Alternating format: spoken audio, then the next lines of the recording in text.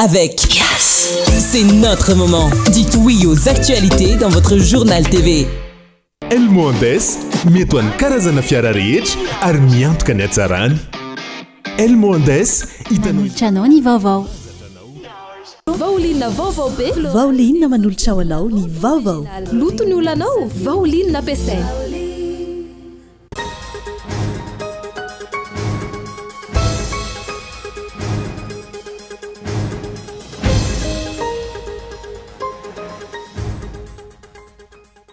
Mitoetra any amin'izao fotoana ny fibodona tan'olona sy ny filazana afakaiky mpitondra fanjakana ambony.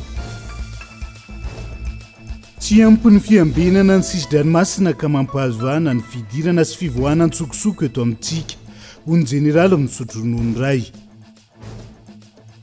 Velotarainy ireo mpandraharapanondrana entana makany Komoro amin'izao fotoana izao, fa mikatso ny asan'izy ireo tao anatin'ny iray volana mahery, ny katona ny fitanterana ny ranomasina mampitohy any Mahajanga. Ray mpianakaviana iray no namony ainy mainy courant tamin'ny andron-jiro ny Jiramaty eny Ampefoloha, nandritra ny rotsakorana ny Zomalasatio. Anovelany niatra nanomboka androany ny fifanarahana ampitsarana ny ady eo amin'ny tafika Israeliana sy ny vondrina Hezbollah. Ny antsiprian'izay.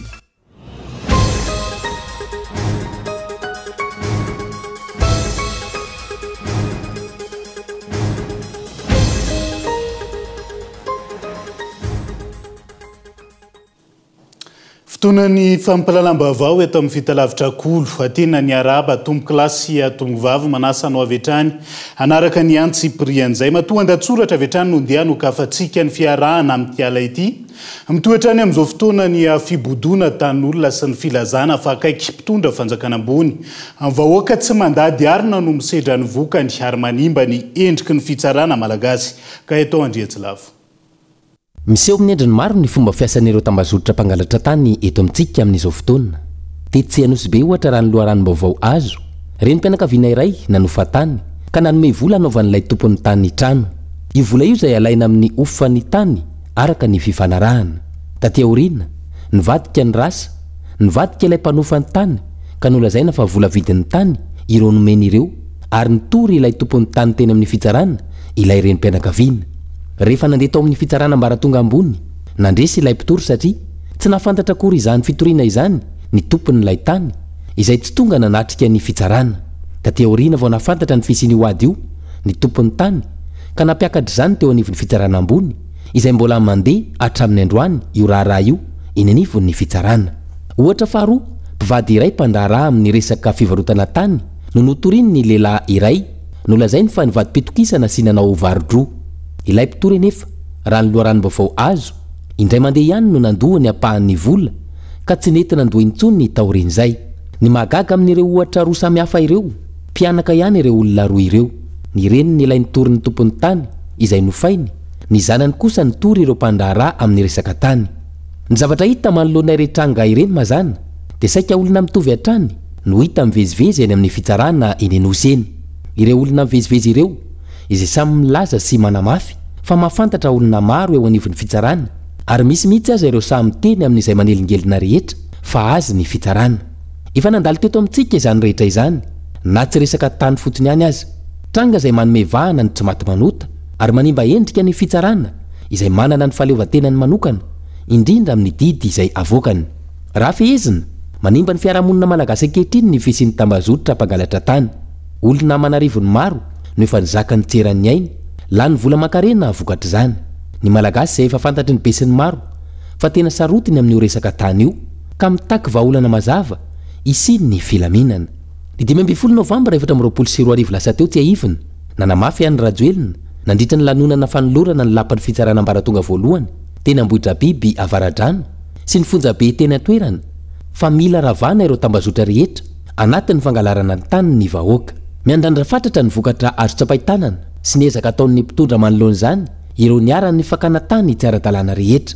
Ny fakana tany eto amintsika izay efa misy tambazotra matanjaka ao ambadika manohana sy manampy azy ireo.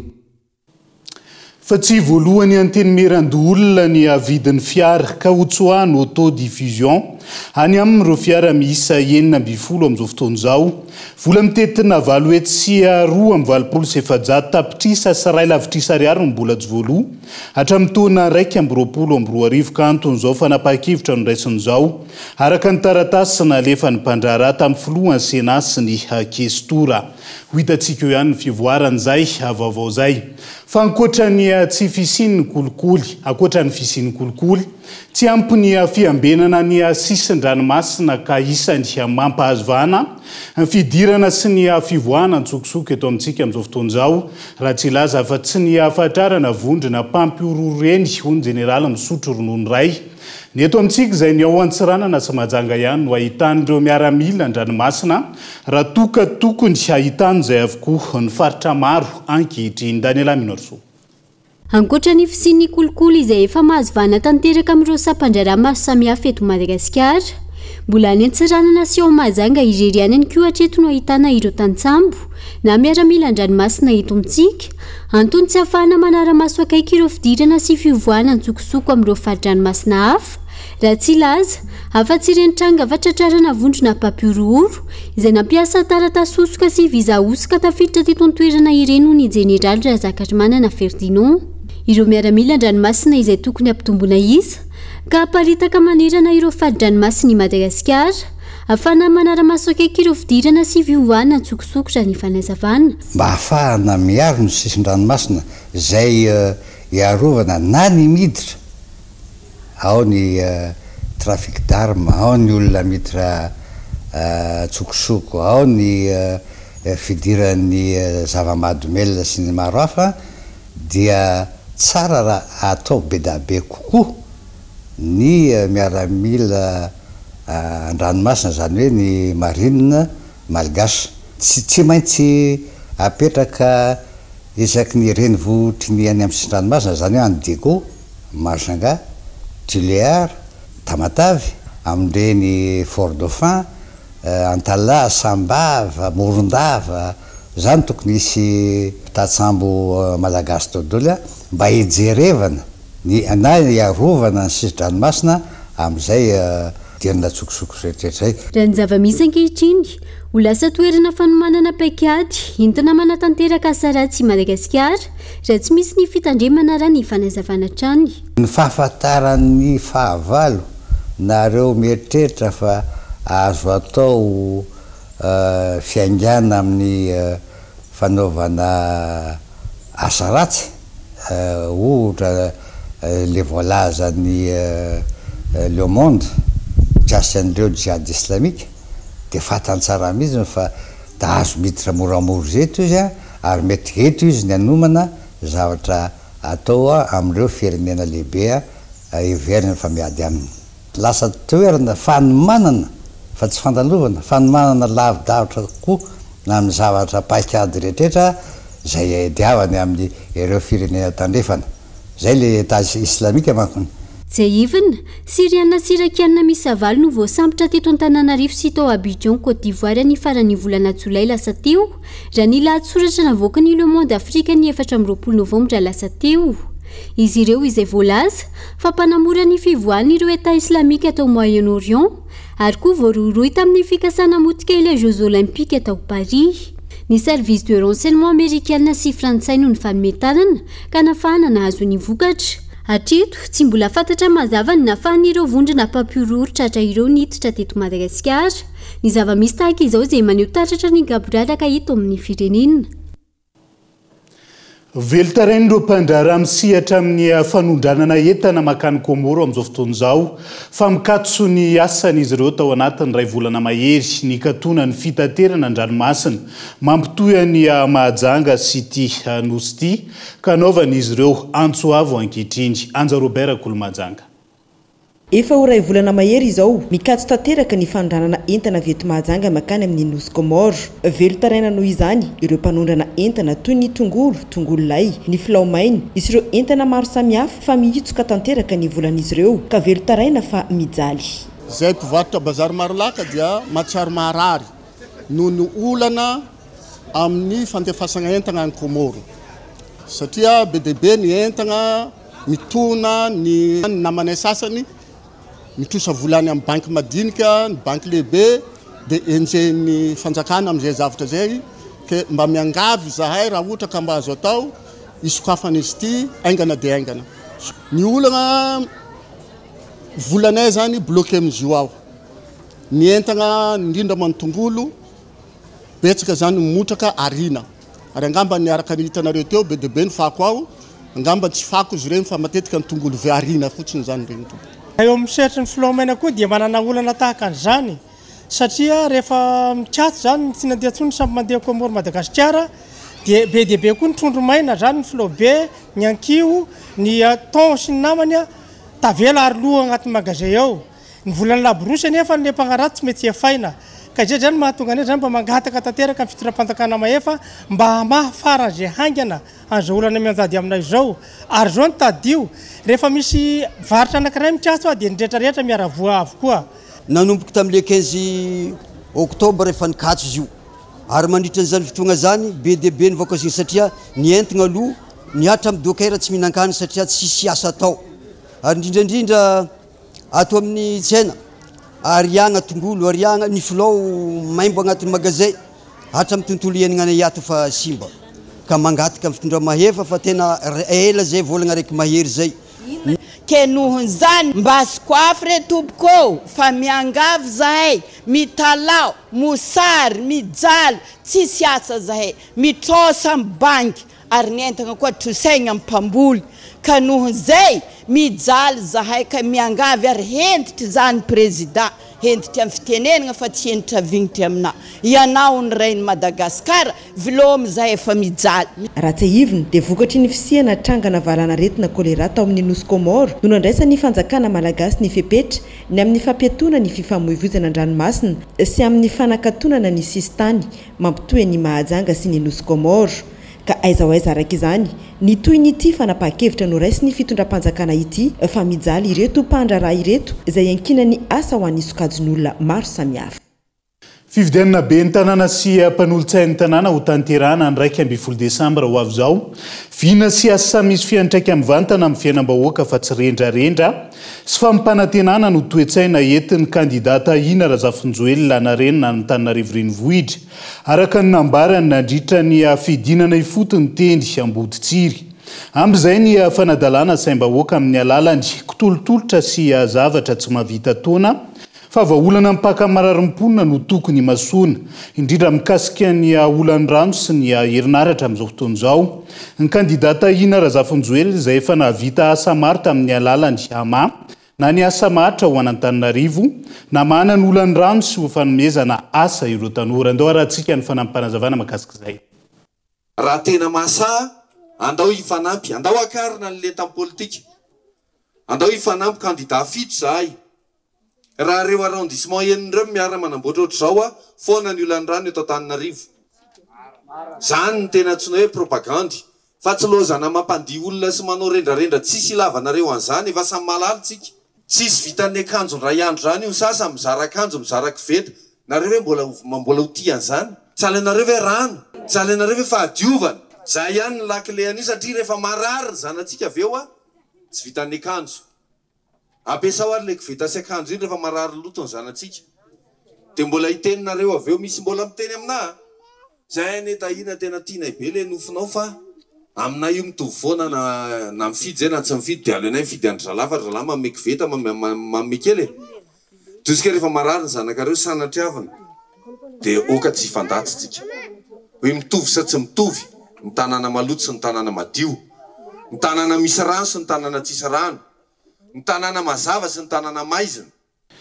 Mila olom-baovao ivelan'ny antoko roa izay efa nitantana an'Antananarivo ny vahoaka ny arivo amin'izao fotoana izao hoy ny mpanao politika Laurent Ramarson tamin'ity androany ity.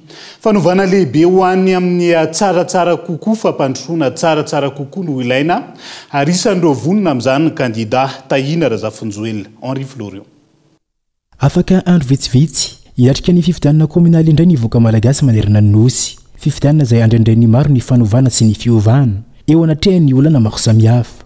Ho an'ny eto Antananarivo renivohitra manokana antoko roa no nifandimby teto amin'ny fitantanana ny tanàna taona maro nifandimby izay saingy tsy hita ny fiovanana izy fa lasa ny mitratrany arivo raha ny fanehoan-kevitry ny mpanao politika ka antony ilana olom-baovao zava-misy aloha ary iainy amin'ny olona sy andrandran'ny olona dia ny hoe mba anaova zavatra le zoben'ny tanànanany eo manova zavatra ka mba ahafahany manova zavatra tsy maintsy izay ko zany efa hita proof fa olona tsara sy ny efa niova olona efa niova zany zay le izy zay fa tsy hoe ny teo ihany teo satria roapolo taona manena zay ny teo foana ny teo atokoroa no fandimindimy teo tsy hita zay fiovana miasara sy misy ny fiovana fa niova ratsy de ratsika miaina io ka molo roa ihany ve no averiny eo tasakasakatsika tsika ihany manana ny mampiavaka azy fohiatrany ty mpanao politika ity ny kandida larana faharoa ho aneto Antananarivo renivohitra manokana Tahina Razafinjoelina ka afaka anova ny tantarany arivo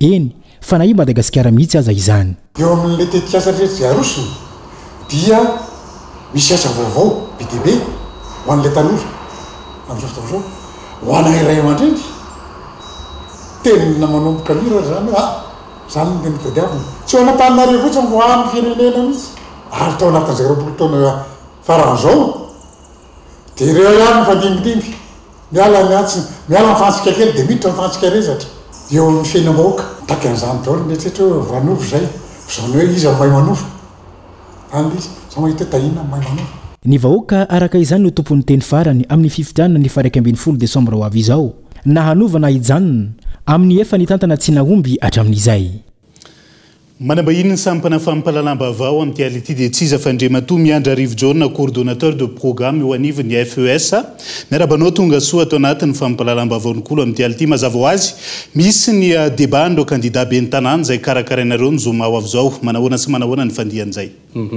miaraba iva ary miaraba antsika rehetra manaraka ny fahita lavitra Kolo TV ihany koa ny ady hevitra zay karakarainay eo amin'ny hôtel de ville any Antananarivo ny zoma 7 novembre ho avy zao dia ady hevitra karakarain'ny SMK zany hoe ny syndicat ny mpiasa ny commune ny Antananarivo renivohitra ny vovonana OLTP ary ny fondation Friedrich Ebert reo organisation anankitelo reo zany dia ny fandrimbona anao anome sehatra ny olom-pirenena iresaka amin'ireo zay milatsaka ho fidiana ho ben'ny tanàna ny Antananarivo renivohitra atao somaraky ny voalazako teo izy io dia ady hevitra maka ny style na débat en panel zany hoe hita eo zany ireo anisan'ireo candidat mirotsaka ary misy ny mpandrindra ahafahana miresaka bebe kokoa ny fitantanana any tanàna ny Antananarivo renivohitra eo ihany koa ny firesahana ny vina sy ny fihizina an'ireo candidat reo zay zany no amin'ny ankapobeny no hita ao amin'ny hôtel misy ny ataontsika hoe ady hevitra voalohany karakarainy ny fitoerana rupa ho an'ity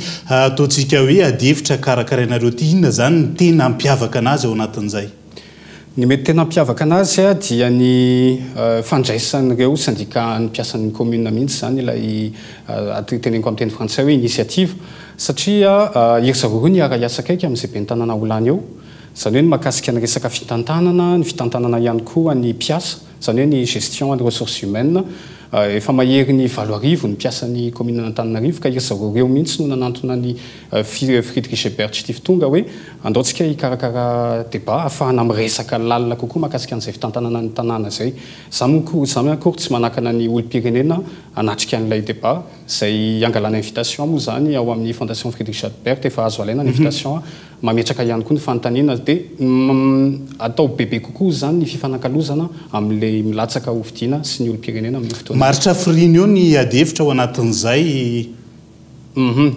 noho izay le izy hoe atao zany zay ahafahan'ny olom-pirenena mametraka fanontaniana mahakasika ny vina sy ny fandaharan'asan'le candidat zay dia maharitra eo amin'ny adiny telo sasany eo zany somary natao le lavalava mihitsy le izy ahafahana tena hoe zany hoe manomboka amin'ny firy zany le izy amin'ny io andro io manomboka amin'ny 2 ora le izy ary mety mifarana amin'ny 9 ora ariva any ho any zany namaly ny antso avokoa isan'ny fanontaniana apetraka maro ao anatin'izay no hoe namaly ny antso avokoa ve ny candidat rehetra mifandrinana ao anatin'izay azakazaka ho an'ny be ny tanàna eto Antananarivo renivohitra zay hatreto aloha candidat anankienina no namaly ny antso kanefa mbola misokatra trany ny antso izay ataony ireo organisateur zany dia manantena hoe le candidat farany tsy hita ao anatin'ny petadrindrina zay fanavoakanay zany efa mivoaka ny petadrindrina mivoaka ny petadrindrina hitany anatin'ny tambazotra tseratsera sy ny fanentanana farany ary jaune makasika an'izay adihevitra zay andraikitra lehibe atsika olo-pirenena ny mahafantatra ny fandaharan'asan'ireo milatsaka ho ben'ny tanàna ka manentana atsika ho avy sehatra anankiray izy io afa atsika miresaka an'zareo mivantana ary raha toka teo avy ianao voafetra ihany ny toerana ao amin'ny lapan'ny tanàna dia mila maka invitation any amin'ny birao an'ny fondation Frédéric Schebert tany Akady Fotsy afahanao mamandrika ny toerana andehanana ka manasanao ho avy afahantsika manao safidy amperitreretana sy ampiheverana tsara. Akasitrahany ianareo eo anivon'ny FES tamin'ny fampafantarana bebe kokoa ny mahakasika izay adihevitra ho tanterana amin'ny zoma ho avy izao zay dia izay ihany koa no antsika amin'ny sendry vetivety ao anaty doka fohy aza misaraka aminay ary.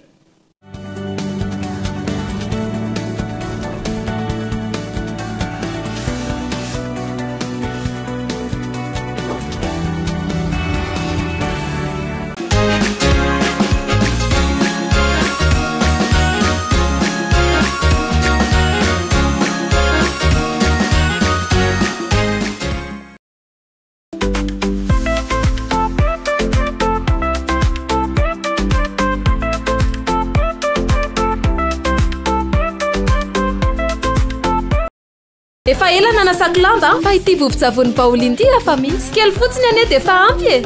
Way, ary tena mandroatra be malefaka ery lamba tsy mila mikosika be akory sady tsy manimba tana. Pauline 80 formule matanjaka miaro ny loko mampangirana sy manamanitra ny lambanao mandroatra be mahavita lamba betsaka sady manitra. Pauline anitra vaovao floral sy exotique afaka nadiovana fitaovana fa ihany koa toy ny fiara fitaratra lovia karo. Pauline vaovao be floral exotique lavande original loto ny olanao Pauline nampiasaina. Avec Canal+, chaque jour est une fête. Jusqu'au 31 décembre, accédez à l'univers Canal des 55 000 aréas avec la formule Access et le kit complet, parabole incluse et installation gratuite. Un feu d'artifice d'émotion vous attend sur les chaînes Canal+, Ciné, Novelas TV et Novegas. Vivez des événements sportifs inédits avec la Ligue des Champions, la NBA, les sports de combat et sports mécaniques, sans oublier les dessins animés pour petits et grands. N'attendez plus! Offre valable dans la limite du stock disponible.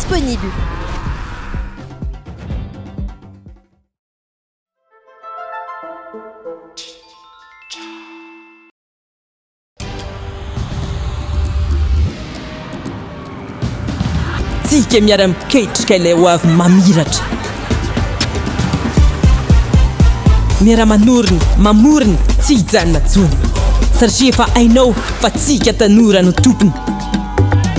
Ndao ifandray hitady inspiraka vaovao hanoratra ilay pejy vaovao mety amintsika. Afaka mamoriny maneho ny maizy atsika efa aty amintsika zao ny baolina.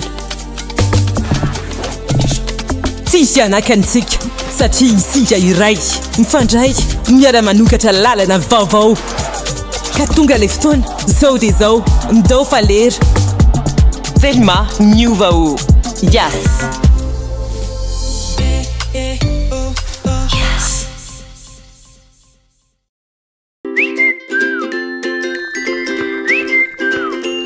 Vito! Daon'izay na kobaina flash? Sara be mitsiro sady mampatanjaka. Wow, sady koa na kobaina flash. Mampatsiro sainy.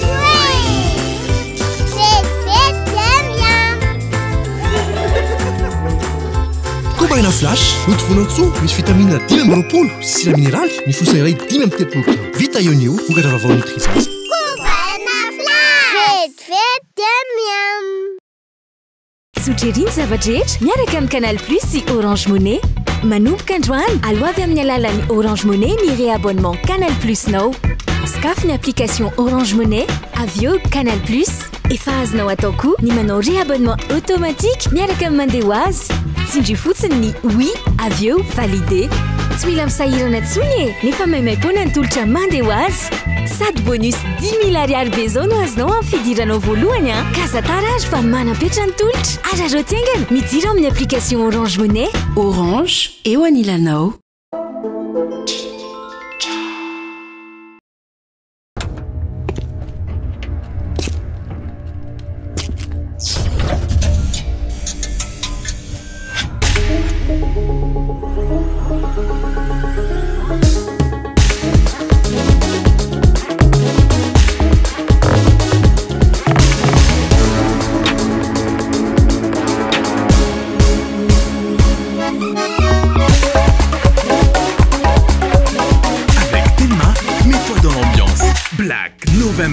Suis la lumière et chope les super promos. Des deals de folie sur tous les produits. Et en plus, t'as des méga en bonus. Qu'est-ce que t'attends? Rends-toi en Telma Shop et sur Zuma.mg.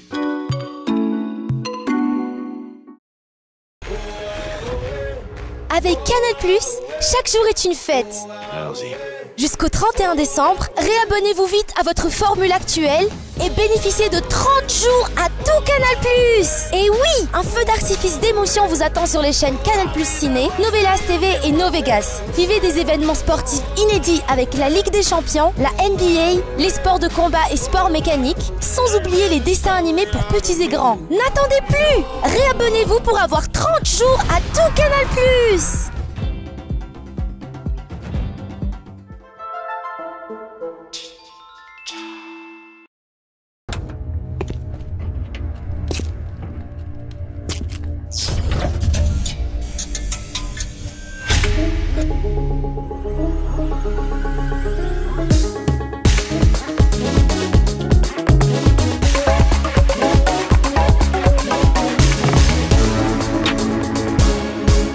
November miaraka amin'ny balika Savon promaka hatramin'ny 30 novembre raha mividy kit wow 60 ianao dia lasa 30 000 ariary monja nipetra vola voalohany ventilateur solar fan 30 000 ariary monja nipetra vola voalohany vitsivitsy ihany fa azatara tonga vaingana eny amin'ny Telma Shop sy ireo mpaninjara mibalika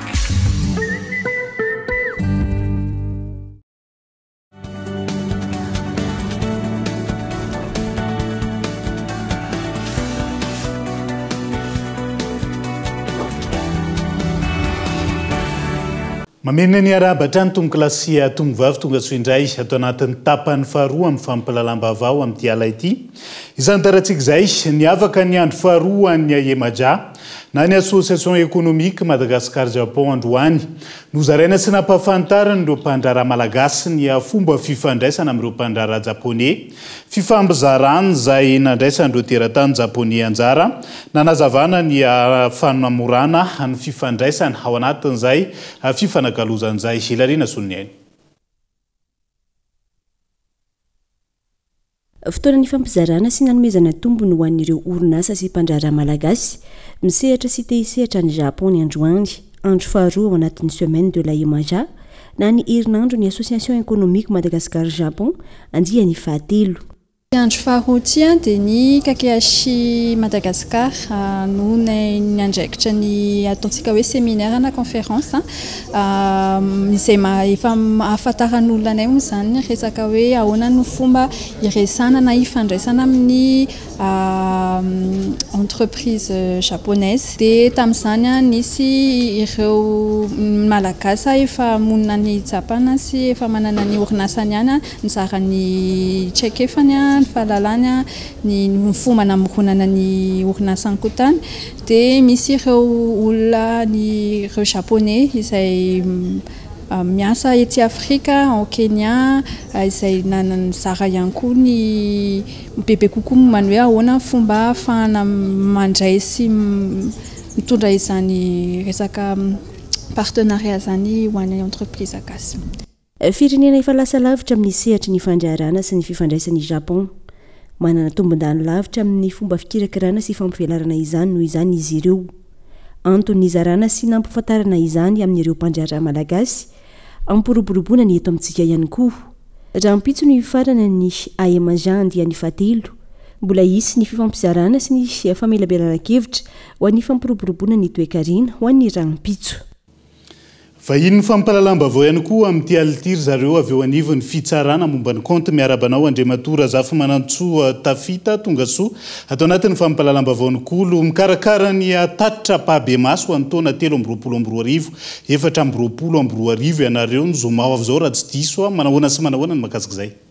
Miarabanao Iva, miarabam-pijery rehetra ny fahitalavitra Kolo TV amin'izao hariva izao. Eny tokoa ny fitsarana momba ny compte dia amoaka ny tatitra Pabemaso 320 sy 420 amin'ny zomao avy izao amin'ny roa ora tolakandro ao amin'ny lapam-pitsarana ao Anosy fitsarana tampony.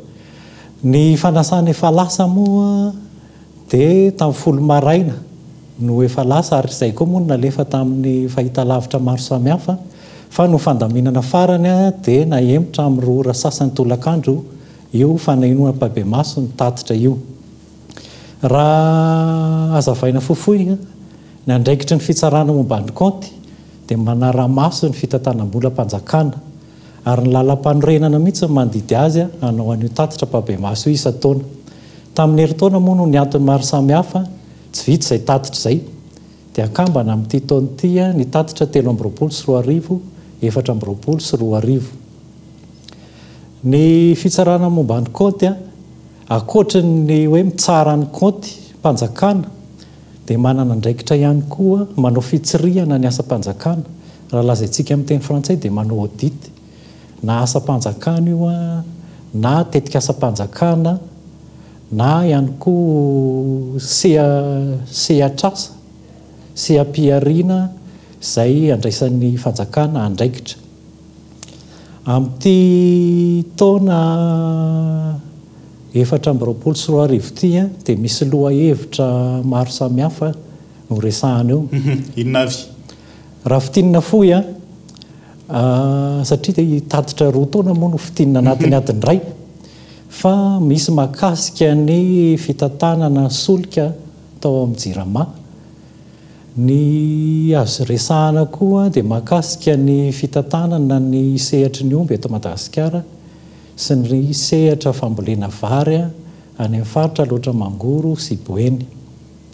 Izay raha amin'ny ambangovanginy io fanehoana Pabemaso ny tatitra io moa dia afaka rahantsika amin'ny vatana amin'ny page Facebook ny Cour des comptes de Madagascar.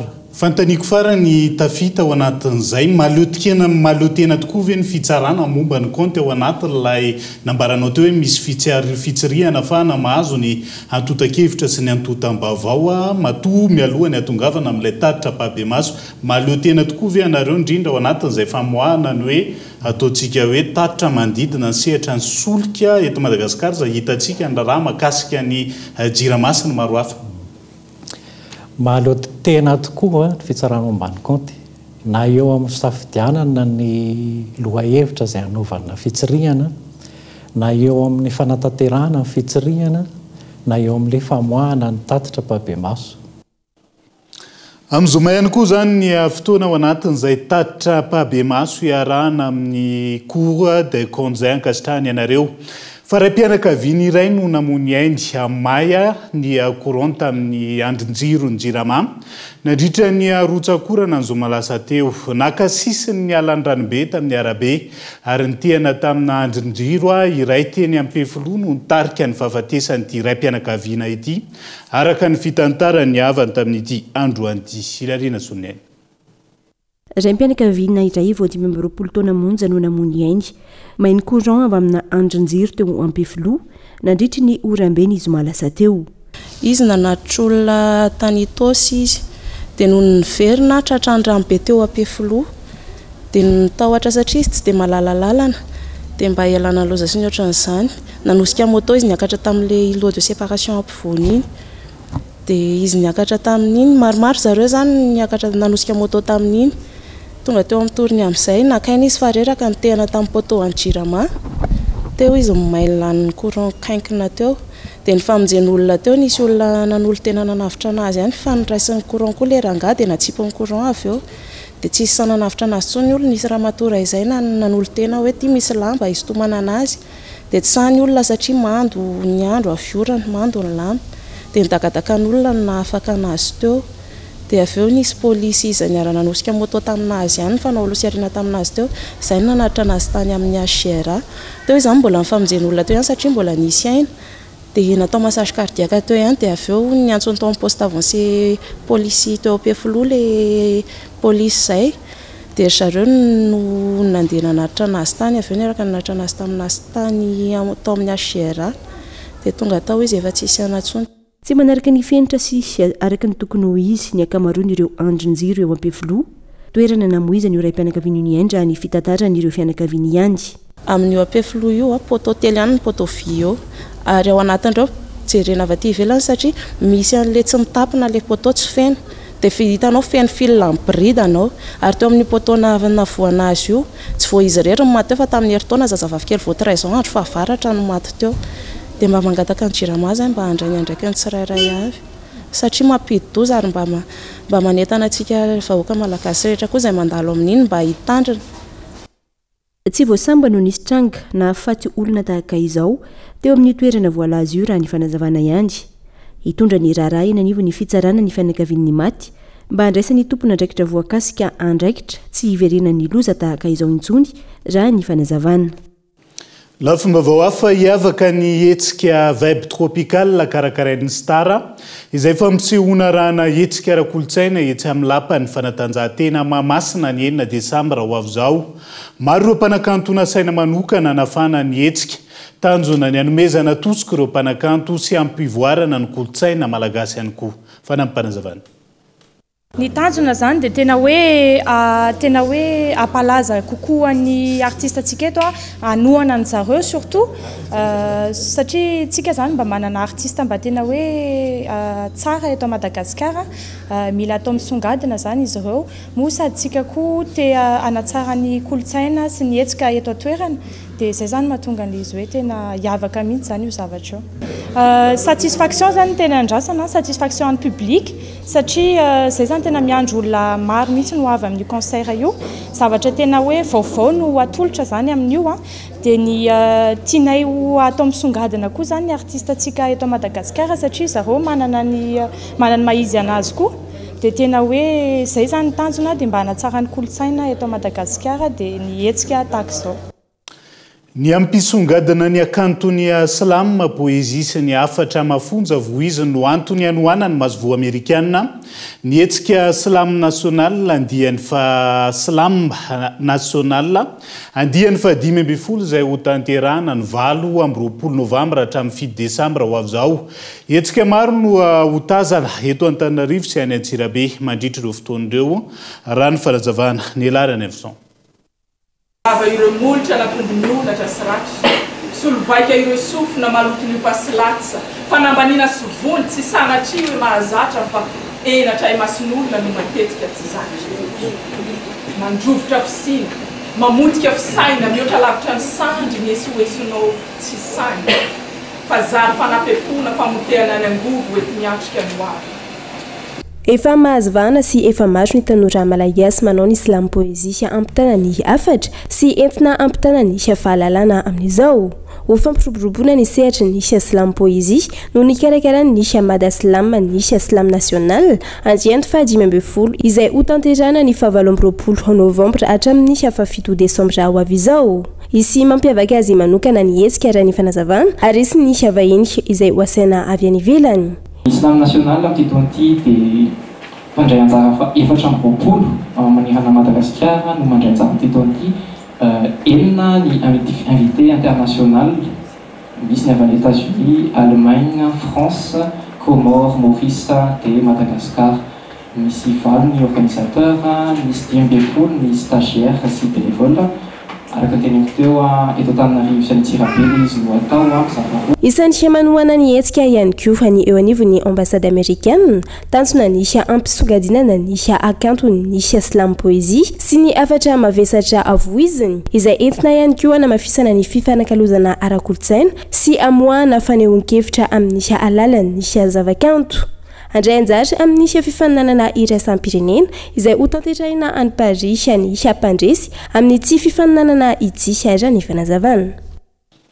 maresaky iresa-pirenena vetivety niatra nanomboka Omalia niatra nanomboka androany ny fifanarahana ampitsarana ny ady eo amin'ny tafika israeliana sy ny vondrona Hezbollah manana 80 andro ialana ao amin'ny sistany Liban araka izany ny tafika israeliana amin'izao fotoana izao toy izay ihany koa ny vondrona Hezbollah izay tokony hiala ao amin'ny sistany atsimo mifanakaiky amin'ny Israel ka tokony hiakatra any avaratra manakaiky ny renirano ny Litany ankehitriny. Mifarana treo ihany koa ny fiarahantsika amin'ity anio ity ankasitrahany ianao nanaraka ny fampahalalam-baovao hatramin'ny farany veloma tompoko.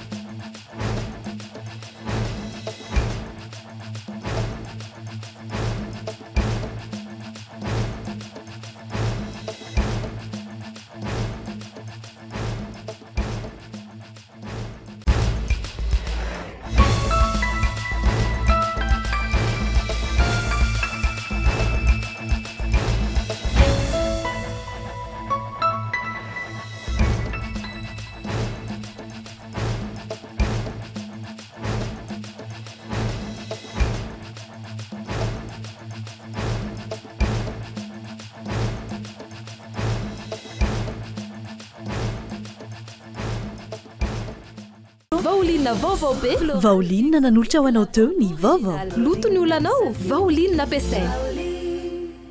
Elmondes mety ho an'ny karazana fiara rehetra ary miantoka ny hatsarany. Elmondes il a présenté ny vaovao.